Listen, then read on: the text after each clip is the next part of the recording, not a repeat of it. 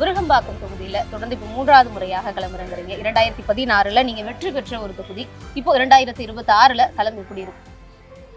தேசிய ஜனநாயக முற்போக்கு கூட்டணி சார்பில், அனைத்து இந்திய அண்ணா திராவிட முன்னேற்ற கழகத்தின் சார்பில் மாண்புமிகு முன்னாள் முதலமைச்சர், எதிர்க்கட்சித் தலைவர், கழக பொதுச் செயலாளர் அவர்கள் நல்வாழ்த்துக்களுடன் விருகம்பாக்கம் சட்டமன்ற வேட்பாளராக தொடர்ந்து 10 தினங்களாக தேசிய முற்போக்கு கூட்டணி நிர்வாகிகள், அதிமுக நிர்வாகிகள் இணைந்து ஒவ்வொரு வீட்டுக்கும் நேரடியாக சென்று வாக்காளர்களை சந்தித்து, எடப்பாடியார் 4.25 வருஷம் ஆட்சியில் இருந்திருக்கார், அவருடைய சாதனைகள், அம்மா சாதனைகள், இப்படி ஒவ்வொன்றா எடுத்து சொல்லும்போது இன்றைக்கு ஆட்சியில் இருக்கின்ற ஆட்சியாளர் எவ்வளோ மோசமான ஆட்சி நடத்தி வருது, அவங்க என்னென்ன தேர்தல் வாக்குறுதி கொடுத்தாங்க, அந்த மக்களை ஏமாற்றி மக்களை ஏமாற வச்சு நீங்கள் வாக்கு பெற்று நீங்கள் ஆட்சியில் இருக்கீங்க, அதெல்லாம் சொல்லும்போது அவங்க பார்த்தீங்கன்னா பல பெண்கள் எப்பவுமே ஓட்டு போடுறேன்னு சொல்லுவாங்க, யதார்த்தமாக சொல்லுவாங்க, போங்க தம்பி பண்ணுறேன், இல்லை செய்கிறேன், ஆனால் நான் பார்க்குறேன்னு போடுறேன் உங்களுக்கு தான். ஆனால் இன்றைக்கு வாய் திறந்து ரெட்டலைக்கு தான் ஓட்டு போடுவேன்னு சொல்கிறது அதிக அளவில் நீங்கள் பார்த்துருக்கலாம். அந்த அளவுக்கு திராவிட முன்னேற்ற கழகம் ஸ்டாலின் தலைமையில் இருக்கிற ஆட்சி மிக மோசமாக இருக்குது. நாங்கள் உணர்கிறோம், அவங்க உணர்ந்துருக்காங்க. நம்ம உணர்றதை விட மக்கள் வாக்காளர்கள் உணர்ந்துருக்கிறத பார்க்கும்போது மிக பெருமையாக இருக்குது. அதே நேரத்தில் எங்களை புன்னகையோடு எங்களை வரவேற்று நீங்கள் போங்க, நான் ரெட்டலைக்கு தான் ஓட்டு போடுவேன், எடப்பாடி தான் முதலமைச்சர் வருவார் என்ற நம்பிக்கை அவங்க சொல்லும்போது அது எங்களை பெரிய உற்சாகப்படுத்துது. இன்னும் மேலும் மேலும் எங்கள் கூட்டணி நிர்வாகிகளும் கட்சி நிர்வாகிகளும் இம்ப்ரெஸ் ஆகி பணியை சிறப்பாக செய்யக்கூடிய வாய்ப்பு எங்களுக்கு கிடைச்சிருக்கு. விருகம்பாக்கம் தொகுதியை பொறுத்த வரைக்கும் ஆற்காடு சாலை கடந்த இன்னும் இந்த மெட்ரோ பணிகள் காரணமா மிக இக்கட்டான ஒரு சூழல்ல போக்குவரத்து ரொம்ப பிரச்சனை இருக்கு. அது ஸ்கூலா இருக்கட்டும், காலேஜ், தினசரி வேலைகளுக்கு போயிட்டு வரவங்கன்னா அது ஒரு பிரச்சனை.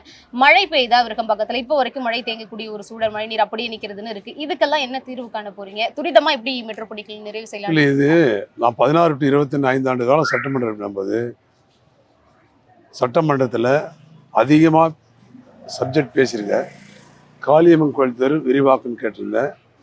இப்போ மெட்ரோ ட்ரெயினுக்காக விரிவாக்கம் பண்ணி கொண்டு வந்தாச்சு. ஆற்காடு சாலை 100 அடி சாலை, அந்த சாலையை விரிவாக்கம் பண்ணோம். சாலையை எடப்பாடியார் முதலமைச்சர் பொறுப்பேற்று முதல் வேலையாக அந்த சாலை விரிவாக்கம். அதே தருணத்தில் எங்கள் விருகம்பாக்கம் தொகுதி கொஞ்சம் எல்லாமே மிக்ஸ் ஆகி இருக்கிற ஒரு தொகுதி. பல தொகுதியில் குடிசை மாற்று வாரியம் தான் அலாட்மெண்ட் ஒதுக்கிருக்காங்க. இப்போ அது நகர்ப்புற மேம்பாட்டு மாதிரின்னு இவங்க டிஎம்கே மாற்றிருக்காங்க. ஸோ அதில் பார்த்தீங்கன்னா இப்போது இது டெனமெண்ட், இது அடுக்குமாடி டெனமெண்ட்டு. எம்யூடிபின்னு ஒரு திட்டம் இருக்குது, டிஎன்யூடிபின்னு ஒரு திட்டம் இருக்குது. 3 திட்டம் இந்த குடிசை மாற்று வாரியம். எம்யூடிபின்றது மெட்ராஸ் அர்பன் டெவலப்மெண்ட் ப்ராஜெக்ட், டிஎன்யூடிபின்றது தமிழ்நாடு அர்பன் டெவலப்மெண்ட் ப்ராஜெக்ட்னு. இது 20 years 10 years 5 years பணம் கட்டி முடித்த பிறகு அவங்களுக்கு அந்த கிரைய பத்திரம் கொடுத்துருவாங்க. இது நடைமுறை. ஆனால் இந்த இடத்துல என்ன ஆயிடுச்சுன்னா, இப்போ அலாட்மெண்ட் உங்கள் பேரில் இருக்கும், 5 வருஷத்துக்கு அப்புறம் கொடுங்கன்னா லேண்டு கிளாசிஃபிகேஷன் மாற்றாதனால சேல்டு கொடுக்க முடியல. கடைசியில் 21 தான் எங்கள் விருகம்பாக்கத்தில் இருக்கின்ற அத்தனை பகுதிக்கும் எடப்பாடியார் அவர்கள் அதுக்கு உடனே தீர்வு கண்டு வாங்கி கொடுத்தாரு. இல்லை இன்னொரு சிக்கல் என்ன இருக்குன்னா, நேம் டிரான்ஸ்ஃபர் கிடையாது. உங்கள் பேரில் அலாட்மெண்ட் இருக்குது, உங்கள் பேருக்கு நேரடியாக போர்டு கொடுத்துரும். நீங்கள் எனக்கு வித்துட்டீங்க வச்சிங்களேன், நான் வாங்கின பிறகு நீங்கள் கட்டியிருக்க பணம் போர்டுக்கு அப்படியே போயிடும். ஃப்ரெஷ்ஷாக என் பேரில் அந்த அலாட்மெண்ட் மாற்றி நான் நேரடியாக ஓனர் ஆகிடுவேன். ஸ்லம் போர்டுக்கு நான் பணம் கட்டணும், அது நிறுத்த வைக்கப்பட்டது. ஆனால் கடந்த ஆட்சியில் எடப்பாடி இருக்கும்போது அதுக்கு உண்டான முயற்சிகளை எடுத்து தேர்தல் களம் டேட்டு அறிவிக்கல, போர்ட் ஆஃப் கண்டக்ட் வரலனால் அதை பெற்று தந்து இன்றைக்கு விருகம்பாக்கத்தில் இருக்கின்ற குடிசை மாற்று பீஸ்ஃபுல்லாக இருந்திருப்பாங்க. ஆனால் இதே இவங்க திமுக 21 பார்த்தீங்கன்னா இந்த கேக்கனர்லாம் ஆர்ப்பாட்டம் நடத்தினாங்க. வீடு இங்கே பட்டா எங்கன்னெலாம் கேட்டாங்க. அன்றைக்கு சுகாதார அமைச்சராக இருக்கார், அன்றைக்கி அவர் மாவட்ட செயலர் இருந்தார். ஆனால் 5 ஆண்டு காலம் ஆயிடுச்சு, இன்னும் அவங்க அதை வாங்கி தரலை. அதனால் மக்கள் அந்த கோபம் அவங்களுக்கு இருக்குது. ஆட்சிக்கு பொய் சொல்லி வந்தது மட்டும் இல்லை, தேர்தல் வாக்குறுதி பொய் சொல்லியிருக்கீங்க, இந்த தொகுதியில் இருக்க குறைகளையும் பொய் சொல்லியிருக்கீங்க. இதெல்லாம் மக்கள் உணர்றாங்க. கண்டிப்பாக அதை தாண்டி விருகம்பாக்கம் பூர்வீக ஊர் கொண்டது, கிராம பட்டான்னு சொல்லுவாங்க, கிராம நத்தம். இப்போ நீ அம்மா பார்த்தீங்கன்னா ஒரு ஆண்டுக்கு 1 லட்சம் பட்டான்னு கொடுத்தாங்க, அறிவிச்சாங்க. ஆனால் ஒரு ஆண்டுக்கு 1 லட்சம் பட்டால விருகம்பாக்கம் பகுதிக்கும் தோராயப்பட்டா பல குடும்பங்களுக்கு கொடுத்துட்டாங்க. ஆனால் இந்த 5 ஆண்டு காலம் அந்த பட்டாவை மாற்றவே இல்லை, கம்ப்யூட்டர் பட்டா ரேஸ் பண்ணவே இல்லை. அது நிலுவையில் இருக்குது.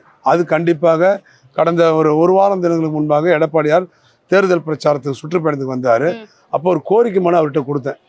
அவர்கிட்ட இந்த விருகம்பாக்கம் தொகுதியில் 4 சட்டமன்ற உறுப்பினராக இருக்கும்போது இந்த பகுதிக்கு என்னென்ன வாக்குறுதி கொடுக்கணும், எது எது செய்தோம் எது எது செய்யலை, ஏன் செய்யலை, அதை நீங்கள் வந்த மறுபடியும் நீங்கள் தான் செய்யணுன்றதுக்காக ஒரு ஃபைல் போட்டு அவர்கிட்ட கொடுத்தேன். அது அவர் மக்களுக்கு அன்றைக்கி விவரமாக எடுத்து சொல்லியிருக்காரு. கண்டிப்பாக அவரு கவனத்துக்கு கொண்டு போனதுனால விருகம்பாக்கம் தொகுதிக்கு இந்த ஸ்லம்போர்டு பிரச்சனை தீர்வு உண்டு, இந்த கிராமணத்தை பட்டா தீர்வு உண்டு. எம்ஜிஆர் சூளைப்பள்ளம் பார்த்தீங்கன்னா கிட்டத்தட்ட ஒரு 40 தெருவுக்கு மேலே அவங்க நீண்ட காலம் ஒரு 40 வருஷமாக வசிக்கிறாங்க. அவங்களுக்கு சாலை வசதி இருக்குது, குடிநீர் வசதி இருக்குது, கழிவுநீர் வசதி இருக்குது, தெரு விளக்கு இருக்குது. ஆனால் அவங்க வாழ்வாதாரம் அவங்க வீட்டுக்கு பட்டா கிடையாது. ஸ்லம் போர்ட்லையும் சேர்க்கலை, அவசியம் போர்ட்லையும் சேர்க்கலை. அவங்க கோரிக்கை வச்சுட்டே இருக்காங்க. அதை அவர் கவனத்துக்கு எடுத்து போயிருக்கேன். அது தீர்வு கொண்டு கோயம்பேடு பகுதியில் 1வது செக்டர், 2வது செக்டர், 3வது செக்டர், அப்படி ஒரு 3 செக்டர் இருக்குது. கோயம்பேடு மார்க்கெட் வளாகத்தை ஒட்டியே வரும். அவங்களோட வாழ்வாதாரம் இதே நிலைமையில இருக்கு. மார்க்கெட்லயும் இந்த மழை காலத்துல ரொம்ப பாதிக்கப்படுறாங்க, சேரும் சகதியுமா மாறுது. அதையும் கொஞ்சம் இது நம்ம இருக்கும்போது அதுல என்னென்ன பணிகள் பண்ணிருக்கின்றது. இன்னைக்கு குடிக்கிற தண்ணி கூட அங்கே கிடையாது. குடிக்கிற தண்ணி பாத்ரூம் போனாலும் அங்கே தண்ணி கிடையாது. அந்த நிலையில தான் அங்கே கோயம்பேடு மார்க்கு. அது அமைச்சர் அவர் தான் பார்க்குறாரு. வேலை ஏதாவது ஒர்க்கு, அந்த ஒர்க்குக்கு கான்ட்ராக்டர் கொடுத்தா அதில் என்ன கமிஷன் கிடைக்கும், அப்படி தான் போயிட்டுருக்காங்களே தவிர அவங்க இந்த தொகுதியை பற்றியோ தொகுதி சட்டமன்ற அவருக்கும் கவலை இல்லை, அவங்க ஆட்சி நடத்துகிற அமைச்சருக்கும் கவலை இல்லை, அவங்க முதலமைச்சருக்கும் அந்த கவலை இல்லாமல் தான் நடத்துகிறாங்க. ஆனால் அதெல்லாம் மக்கள் அதெல்லாம் ஒரு காலம் மக்களை ஏமாத்துகிற காலம். இப்போ ஊடகம் வளர்ந்துச்சு, யூடியூப் வளர்ந்துச்சு, ஒரு விஷயத்த உடனே மக்கள்கிட்ட கன்வே பண்ண முடியுது. அதுமாதிரி மழைநீர் கால்வாய் 4000 கோடிக்கு மேலே திட்டம் தீட்டினாங்க. அவங்க ஆட்சிக்கு 27 வந்தாங்க. கிட்டத்தட்ட 26 முடிய போகுது. இந்த 5 ஆண்டு காலம் இன்ன வரைக்கும் அவங்களால எங்கள் மாண்புமிகு எடப்பாடியார் கூட வெள்ள அறிக்கை கேட்டிருந்தார். அப்படி முடிச்சிருந்தா வெள்ள அறிக்கை விடலாமே. இது வரைக்கும் இல்லை, இப்போவும் கேட்டால் பர்சன்டேஜ் தான் சொல்கிறாங்க. அதை தாண்டி எனக்கு ஒரு சின்ன ஆச்சரியம் என்னென்னா, நான் வசிக்கிற பகுதி ஸ்லம்போர்டு வீடு தான். அதில் மழைநீர் கால்வாய் ஆல்ரெடி இருக்குது. 1 கிலோமீட்டருக்கு மழை கால்வாய், நாராயணசாமி தெரு, தாங்கல் உள்ளாய் தெரு, ஓட்டப்பிள்ளை தெரு, இப்படி போன்ற பகுதி. அந்த பகுதி அந்த பகுதியில் கல்லில் கட்டிருப்பாங்க. கல் கட்டு அது எந்த வித பாதிப்பு இல்லை, தண்ணி அதே லெவல். அது இப்போ அது எடுத்துட்டு காங்கிரீட்டை போட்டிருக்காங்க. நான் என்ன கேட்குறேன், அதுக்கு பதில் கால்வாய் இல்லாத இடம் எவ்வளோ இடம் இருக்குது, அந்த இடத்துல அதை மாற்றி அதை போட்டு இதில் ஒரு ஸ்கீம் இருக்குது, தண்ணி போகுது, அது எதுக்கு அங்கே மாற்றணுன்றது தான் எனக்கு ஆச்சரியமாக இருக்குது. இன்னும் எத்தனையோ தெருக்கள் மழைநீர் கால்வாய் அமைக்காமல் இருக்குது, அதை அமைக்க கொண்டுன்றது. அதே மாதிரி சிசிடிவி கேமரா அதிக அளவில் கொண்டு வரணுன்றது. இதெல்லாம் கிட்டத்தட்ட நான் ஒரு 30 இந்த தொகுதியில் குறைகள் என்னென்ன செய்ய முடியும், என்னென்ன அட்வான்ஸாக பண்ண முடியும்லாம் கண்டறிச்சு வச்சுருக்கேன். அதை கண்டிப்பாக இந்த 5 ஆண்டு காலம் எடப்பாடியார் முதலமைச்சர் ஆனார்னா இந்த தொகுதி சென்னையில் இருக்கின்ற மற்ற தொகுதி ஒப்பிட்டு பார்க்கும்போது ஒரு முன்மாதிரியான தொகுதியாக உருவாக்க முடியுன்ற நம்பிக்கை எனக்கு இருக்கு. அதாவது டெல்லிக்கும் தமிழ்நாட்டுக்குமான தேர்தல் தான் இது, பாஜகவுடைய அடிமைன்னு பல்வேறு விமர்சனங்களை அதிமுக மேல வைக்கிறாரு எடப்பாடி பழனிசாமி அவர்கள் மேல முதல்வர் அவர்கள். அடிமையா தான் இருக்காங்க. இது பாஜக நிதிஷ்குமாரோட நிலைமை வந்துடும், நீங்களே அதிமுக வெற்றி பெற்று முதல்வர் ஆனாலும் நிதிஷ்குமார் மாதிரி ஆக்கிடுவாங்க. இந்த மாதிரி விமர்சனத்தை எப்படி பாக்குறீங்க? அவர் மக்களை திசை திருப்பணும்னு நினைக்கிறாரு. மக்கள் ஏமாற தயாரா இல்லை. சரி, நாங்க கேட்குறோம், நாங்க இப்ப கூட்டணி இருக்கிறோம். திமுக நீங்க அவரோட கூட்டணி மத்தியில் ஆட்சியில் இருந்தீங்களா, அப்போ உங்களை என்ன சொல்றது? திமுக பாஜகவோட கூட்டணி இருந்து ஆட்சியில பங்கு வகித்தீங்க, அப்போ அது வேற வாய் இது வேற வாயா? அதாவது சூழ்நிலைக்கு ஏற்ற மாதிரி மாற்றி அதாவது இப்படிலாம் சொன்னால் டெம்ட் ஆகிடுவாங்க எடப்பாடி. இப்போ நாங்கள் என்ன அவங்களுக்கு கூட்டணி சார்பில் உரிய மரியாதை கொடுத்துருக்கோம், உரிய சீட்டு கொடுத்துருக்கோம். அவங்க வேலையை அவங்க பார்க்குறோம், நம்ம வேலையை நம்ம பார்க்குறோம். மினிமம் காமன் ப்ரோக்ராம்னு ஒன்று வச்சிருந்தோம். இப்போ நீங்கள் என்னத்தை இது நாங்கள் ஆட்சிக்கு வந்தால் பாஜக அதை செஞ்சு கொடுக்கணும், என்னத்தை நீங்கள் கையெழுத்து வாங்கிட்டு நீங்கள் கூட்டணி வச்சிருக்கீங்க? சரி, அப்போ அவர் இப்போ காங்கிரஸோட கூட்டணி இருந்தார். இங்கே என்னென்ன கொண்டு வந்துட்டாரு? நீட் தேர்வு யார் கொண்டு வந்தது? காங்கிரஸோட கூட்டணி இருந்தார். இப்போ அசம்பிளியில் அதை பாஸ் பண்ணார். ஒரே கையெழுத்தில் நான் நீட்டு தேர்வு ரத்து பண்ணினார். மத்தியில் ஆட்சியில் இருக்கும்போது அவங்க கொண்டு வந்தானது. அப்போ நீங்கள் தானே கூட்டணியில் இருந்தீங்க, ஏன் அதை செய்ய தவறிட்டீங்க? மக்கள் அவ்வளோனா விவரம் இல்லாதவங்களா? நீ எது சொன்னாலும் கேட்டுக்கிறதுக்கு தெளிவாக உங்கள் அப்பா தான்னா அதை விட நீ ஒரு பங்கு மேலே போய் பேசுகிற, அதை விட உம்புள்ள அது அதிகமாக பேசுகிறாரு. மக்கள் நீ நினைக்கிற மாதிரி முன்ன மாதிரிலாம் கிடையாது. இப்போ சேனல்லாம் அதிகமாகிடுச்சு. ஒரு விஷயத்த முழுமையாக இன்டெப்த்து புரிஞ்சுக்கிற அளவுக்கு அவங்க தரவாக இருக்காங்க. பேசக்கூடாதுன்னு நினைக்கிறாங்க, செயலில் காட்டணும், எந்த இடத்துல காட்டணுமோ அது அந்த இடத்துல காட்டுவாங்க. கண்டிப்பாக தேர்தல் காலத்தில் அவங்களுடைய மனநிலை, வாக்காளர் அவங்க உள்ளே போகும்போது அவங்க மனநிலை அப்படியே மாறும். திமுக அடியோடு ஒழிப்பாங்கன்ற நம்பிக்கையோடு சொல்கிறேன். திமுக தமிழ்நாட்டில் இனி வாய்ப்பே இருக்க. ஒரு முறை அதிமுக வெற்றி பெற்று உள்ளே வந்துச்சுன்னா கனவால் கூட அவங்களால ஆட்சிக்கு எந்த காலத்து திமுக உள்ளே வராது. அந்த அளவுக்கு ஆட்சி சிறப்பாக இருக்கும். சரி, நான் கேட்குறேன், 4.25 வருஷம் எடப்பாடி முதலமைச்சர் இருந்தார். மத்தியில் இணக்கமாக இருந்தால் தான் 11 மெடிக்கல் காலேஜ் கொண்டு வந்தார். இப்போ 5 ஆண்டு காலம் இப்போ நீங்கள் இருக்கிறீங்க, ஏன் உங்களால் கொண்டு வர முடியல? மத்தியில் உங்களால் அதாவது ஆதரிக்க விஷயத்தை ஆதரிங்க, எதிர்க்க வேண்டிய விஷயத்தை ஆதரிங்க. எதுவுமே செய்யலையே. ஒரே விஷயம், நீ சனாதனத்தை கையில் எடுத்து பண்ற, அதை வச்சு நீ அரசியல் பண்ண நினைக்கிற. நீங்க அதை வச்சுதான் பண்றீங்களே தவிர இங்க என்ன வேலை வாய்ப்பு உருவாக்குறீங்க, என்ன வேலை வாய்ப்பு இங்க கொடுத்துருக்கீங்க? 24ல இப்பவும் கூட்டணியில எப்பவும் கூட்டணியிலன்னு சொன்னாரு. சிறுபான்மையினர் போய் நம்ப வைங்க, நம்ம பாஜக கூட இல்லைன்னு சொல்லுங்க அப்படின்லாம் சொன்னாரு. ஆனா இப்ப பாத்தீங்களா எப்படி இருக்கு? அப்ப சிறுபான்மையினர்கள் எப்படி நம்புவாங்க அதிமுகவை? கேட்கறேன். இப்போ கேரளால காங்கிரஸ் இருக்கு, கம்யூனிஸ்ட் இருக்கு, அங்க முரண்பாடு தான். நீங்க இடது கம்யூனிஸ்ட், வலது கம்யூனிஸ்ட், மதிமுக, விடுதலை, உங்க விடுதலை சித்து, காங்கிரஸ், இவ்வளவு தாகூர் அந்த இவரு பேசினாரு, மாணிக்க தாகூர் என்னென்னமோ பேசினாரு. அப்படின்னா உனக்கு சூடு சொரணம் தான் அவரை வெளியேற்ற வேண்டியதுன்னு காங்கிரஸ். இவ்வளவு பேசின தேமுதிக ஓட்டே இல்லை நீங்க சொன்னீங்க, அவங்ககிட்ட எதுவுமே இல்லை. நீங்க ஏன் அவங்க காலில் போய் விழுந்தீங்க? 10 சீட்டு விடுதலை சீட்டோட அவங்களுக்கு ஓட்டு கூட அனுப்பிச்சு கொடுத்துருக்கீங்களே சார். அவங்கள பொறுத்த அளவுக்கு சூழ்நிலைக்கு ஏற்ற மாதிரி கூட்டணி அமைச்சுப்பாங்க, சூழ்நிலைக்கு ஏற்ற மாதிரி தன்னை மாற்றிப்பாங்க, சூழ்நிலைக்கு ஏற்ற மாதிரி மக்களை ஏமாற்றுவாங்க. அதெல்லாம் காலம் மாறிடுச்சு. இப்போ தெளிவாக இருக்காங்க மக்கள், படித்தவர்கள், பண்பாளர். அவங்களுடைய எண்ணங்கள், குணங்கள் எல்லாம் இன்றைக்கு யார் ஆட்சிக்கு வந்தால் நம்ம நல்லா இருப்போம், பாதுகாப்பாக இருப்போம், எதிர்காலம் நல்லா இருக்கும், வேலை வாய்ப்பு எப்படி இருக்கும், இதெல்லாம் உணர்றாங்க. சரி, இப்போ இவங்க என்ன வேலை வாய்ப்பு கொடுத்துருக்காங்க? எதுவுமே இல்லையே. தமிழ்நாடு எந்த நோக்கி போகுது? போதை கலாச்சாரம் என்ன நோக்கி போயிட்டு இருக்கு? போகாத கிராமத்தில் கூட இன்னைக்கு கெஞ்சா, அபின், ஊசி, மாத்திரை, பெட்ரோல், என்னென்னமோ போதைப் பொருட்கள் அவளும் வந்துருச்சு. அதை உங்களால் தடுக்க முடியுதா? தினமும் பார்த்தீங்கன்னா பேப்பரில் இன்னைக்கு வருகின்ற தமிழகத்தில் வருகின்ற அத்தனை இதழிலும் நீங்கள் கோயம்பேடு மார்க்கெட்டில் கத்திரிக்காய் கிலோ எவ்வளோ போட்டிருப்பான், முள்ளாங்கி வேலை போட்டிருப்பான், கேரட் வேலை போட்டிருப்பான், இல்லை நீ தங்கத்து வேலை எவ்வளோ போட்டிருப்பான், வெள்ளி வேலை வைப்பான், வைர வேலை எவ்வளோ போட்டிருப்பான், சிமெண்ட் வேலை எவ்வளோ போட்டிருப்பான். ஆனால் ஒவ்வொரு மாடலும் எத்தனை குழல் தான் வருது. அதுக்கு உங்களால் பதில் சொல்ல முடியுதா? முதலமைச்சர் யார் கையில் இருக்குது? அப்ப ஆட்சி மாற்றம் உறுதிங்கிற நம்பிக்கை 100%. நான் சொல்றதை விட நீங்க 10 வீட்டுக்கு வரும்போது அவங்க மனசுல இருக்கிறத பேசுறத பார்க்கும்போது நீங்க கணிக்க முடியும். பெண்கள் அதிக அளவு பாதிச்சிருக்காங்க, கோவப்படுறாங்க. அவர் நினைச்சிருக்காரு ஒரு 1000 ரூபா கொடுத்துட்டு அந்த ஓட்டை கன்வெர்ட் பண்ணான்னு நினைக்கிறேன். நான் கேட்குறேன், அம்மா வந்து கிராமப்புறத்தில் ஆடு கொடுத்தாங்க, யாரா போய் கேட்டாங்களா? அம்மா தேர்தல் வாக்குறுதியா? கோழி கொடுத்தாங்க, கறவை மாடு கொடுத்தாங்க. ஆடு 5 வருஷத்துல ஒரு வீட்டில் எத்தனை குட்டி போடும்? அப்போ அந்த குடும்ப பொருளாதாரத்தில் உயரும். கறவை மாடு பால் கறக்கும், குடும்ப பொருளாதாரத்தில் உயரும். கோழி அது பொருளாதாரத்தை உயர்க்கும். இதெல்லாம் நீ எந்த வகையில் நீங்கள் சொல்கிற? கருணாநிதி 1 கிலோ அரிசி 1 ரூபா கொடுத்தாரு, அம்மா விலையில்லாத 20 கிலோ அரிசி கொடுத்தாங்க. எடப்பாடியார் கொரோனா காலத்தில் 9 மாதம் ரேஷன் கடையில் விலையில்லாத கொடுத்தாரு, அரசுக்கு சம்பளம் கொடுத்தாரு, இவ்வளவும் ரெவன்யூ இல்லாதே கொடுத்தாரு. இன்னைக்கு நீ 5 லட்சம் கோடி கடன் வாங்கியிருக்கிற. இந்திய சுதந்திரம் அடைஞ்சு என்றைக்கு நம்ம சட்டமன்ற தேர்தல் நடந்ததோ அன்றையிலேருந்து இன்று வரைக்கும் வாங்காத கடனை நீ வாங்கி வச்சிருக்க. சரி, அதை மூலதனத்துக்காக செலவு பண்ணிருக்கீங்களா? சொல்லுங்க. மூலதனத்துக்கு செலவு பண்ணியிருக்கேன், இதனால அரசுக்கு வருமானம் வருது, எல்லாம் 5 லட்சம் பேருக்கு வேலை கொடுத்துருக்கேன்னு சொல்லுங்க. அதுவும் இல்லை. எல்லாம் உங்களுக்கு கமிஷன் கிடைக்கணும், அதில் வாழணும், சந்தோஷமா இருக்கணும், உன் குடும்பம் நல்லா இருக்கணும், உன் பிள்ளை நல்லா இருக்கணும், உன் பொண்ணு நல்லா இருக்கணும், பேரன் பேத்தி நல்லா இருக்கணும், நீங்கள் நல்ல காரில் போகணும், மக்கள் எக்கடு கேட்டாலும் உனக்கு கவலை இல்லை. இதுதான் அவங்களுடைய மனநிலை. கண்டிப்பாக அதற்கு தமிழ்நாட்டு மக்கள் தகுந்த பாடம் புகட்டுவாங்க நம்பிக்கை எங்களுக்கு இருக்குது. நம்பிக்கை தான் ஒரு மனுஷனை மாற்றும். ஒரு பொய்யை 100 தடவை அவங்க சொன்னால் அது உண்மையான நினைக்கிறாங்க, அது நடக்கவே நடக்காது. பொய் என்பதை இப்போ கண்டுபிடிச்சிட்டாங்க. அவங்க வாக்குறுதி கொடுத்தாங்க, மாதம் மாதம் மின் கட்டணம் செலுத்துகிற முறையை கொண்டு வராங்க. அது ஏமாத்தல இல்லையா? அப்ப இது எல்லாத்தையும் மக்கள்கிட்ட பிரச்சாரத்திலையும் முன் வைக்கிறீங்க, மாற்றம் கொடுப்பாங்க நம்புறீங்க. வாக்குறுதி பாருங்க, தேர்தல் வாக்குறுதி ஒவ்வொரு வீட்லையும் எடுத்து சொல்றோம். மாதம் மாதம் மின் கட்டணம் செலுத்துகிற முறை கட்டணம். உதாரணத்துக்கு 2 மாதத்துக்கு ஒரு 400 யூனிட் ஓடுது, 100 யூனிட்டு இலவசமாக ஃப்ரீ. 101லேருந்து 400 யூனிட் ஒன்றால் 1450 ரூபாய் இன்னைக்கு தேதியில் வருது. அதே நீ மாதம் மாதம் மின் கட்டணம் செலுத்துகிற முறை வந்தால் 100 யூனிட் கழிச்சுட்டா 100 யூனிட் தான் கிடைக்கும். அப்போ அவங்களுக்கு ஒரு 500 ரூபா சேவிங் ஆகும். அப்போ இந்த அரசை பாராட்டியிருப்பாங்க. இப்போ எடப்பாடியார் இருக்கும்போது 400 யூனிட் பயன்படுத்தினா 950 ரூபா வந்தது. இப்போ அவங்க 1400 500 ரூபா வித்தியாசம் வருது. கூடுதலாக செலவு பண்ணுறாங்க. பால் விலை உயர்ந்துருச்சு, மளிகை பொருட்கள் உயர்ந்துருச்சு, மின் கட்டணம் 3 மடங்கு உயர்த்திருக்கீங்க, கழிவுநீர் கட்டணம் உயர்த்திட்டீங்க, சொத்து வரி உயர்த்திட்டீங்க, சொத்து வரி வித்தியாசமாக உயர்த்திருக்காங்க. இந்த தெருவு இருக்கு, நீங்கள் இது வந்து 150% உயர்த்திருக்கீங்க. எல்லாரும் அதில் வசதி படைச்சுன்னு எப்படி சொல்ல முடியும்?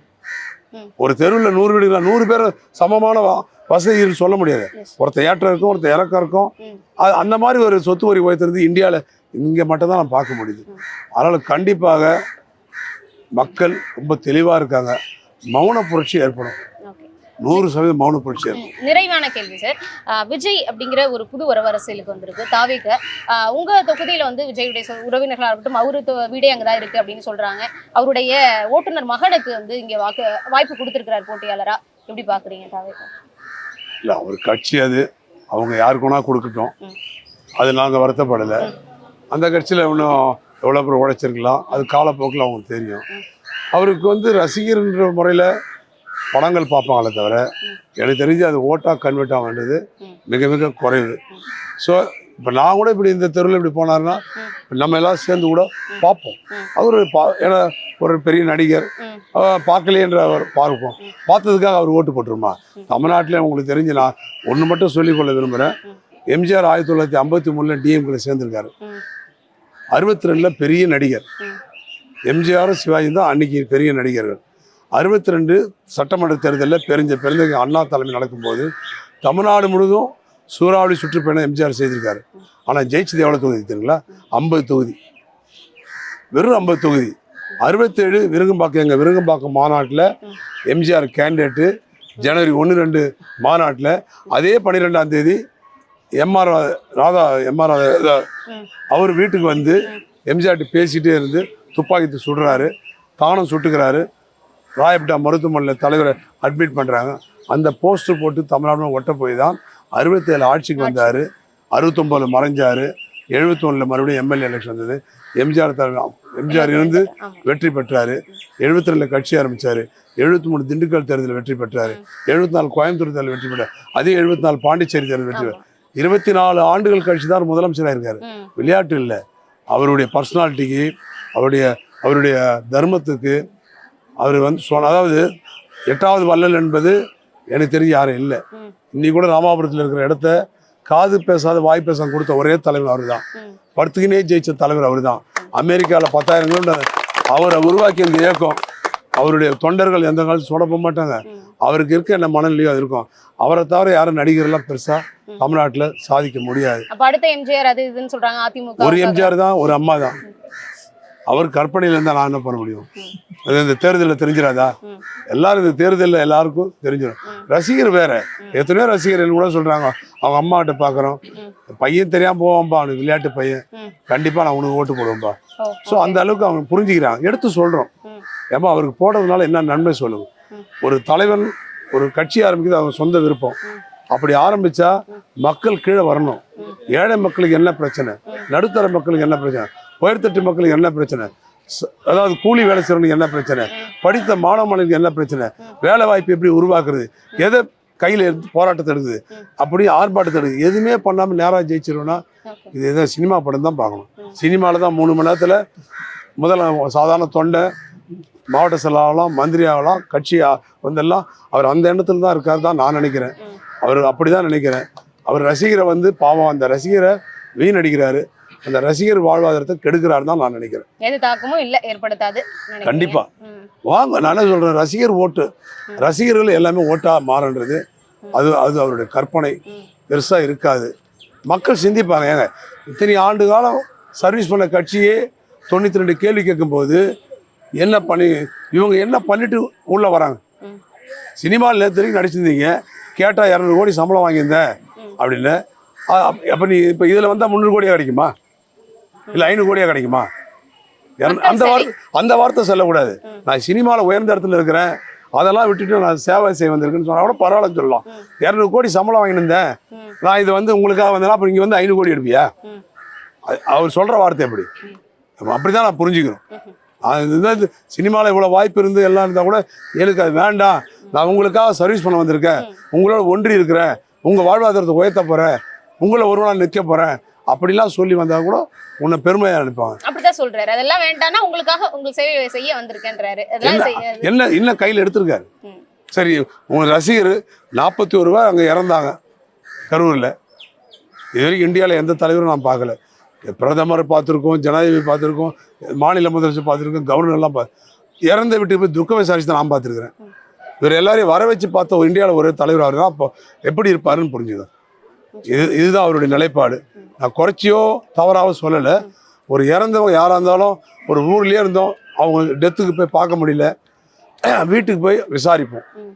இது ஒரு ஓனராக இருந்தால் கூட தன்கிட்ட வேலை செய்கிற கூலி வேலை செய்கிறன்னா கூட அந்த கூலி வேலை செய்கிற போய் அந்த முதலாளி போய் வீட்டில் போய் ஆறுதல் சொல்லி பார்ப்பாரே தவிர வீட்டுக்கு வர வச்சு ஒன்று ஆறுதல் சொல்கிறது இது வித்தியாசம். இந்த நூற்றாண்டில் அது ஒரு அதிசயம். அவர் அதிசய தலைவர் தான் நான் பார்க்கணும். அப்படி தான் அவரை எடுத்துக்கிறோம். வரட்டும். இந்த தேர்தலுக்கு அப்புறம் ஆந்திராவில் சிரஞ்சீவியோட பெரிய ஆள் இல்லை. அவர் இன்னைக்கு எங்கே இருக்காருன்னு தெரிய வேண்டியது. தமிழ்நாட்டில் பாக்கியராஜ் கட்சி ஆரம்பித்தார், சரத்குமார் ஆரம்பித்தார், சிவாஜி ஆரம்பித்தார். சொந்த தொகுதியிலே சிவாஜி ஜெயிக்க முடியல இல்லைங்களா? எத்தனையோ நடிகர் இங்கே ஆரம்பித்தாங்க. டி ராஜேந்தர் ஆரம்பித்தார், எல்லாரும் பார்த்தாங்க மக்கள். இப்போ விஜயகாந்த் ஆரம்பித்தார்.